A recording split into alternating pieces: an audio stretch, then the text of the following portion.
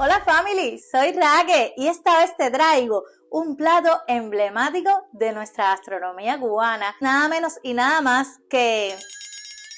Acompáñame a mi cocina y descubre conmigo qué plato tradicional cubano te traigo hoy. ¡Vamos! Raque Family Recetas. En una olla de presión, agua por la mitad, ají, cebolla, ajo, tomate, sal, pimienta, el pedazo de carne. Ingredientes al final del video y en la descripción. Tapar y presión por 30 minutos. Destapar y retiramos la carne. Dejamos que se enfríe y comenzamos a deshilacharla.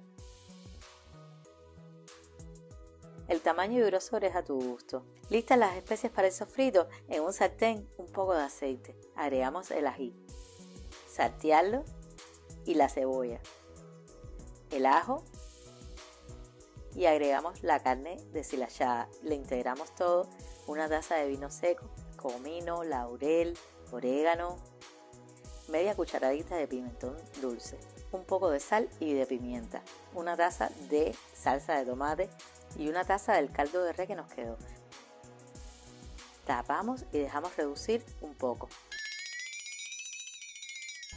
Destapamos y ¡yam! Suscríbete para más recetas. Déjalo que reduzca a tu gusto. Es hora de servir family. Le agregamos un poquito más de salsa por encima, perejil y ¡wow! Family, puedes visitar nuestro sitio web y ahí podrás conocer sobre el origen y muchas cosas más sobre este plato tan emblemático en nuestro país.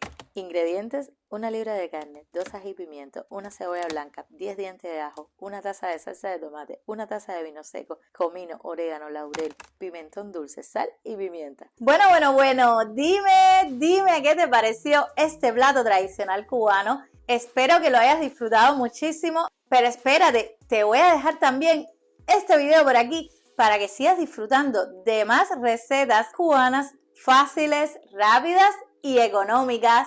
¡Chao, family!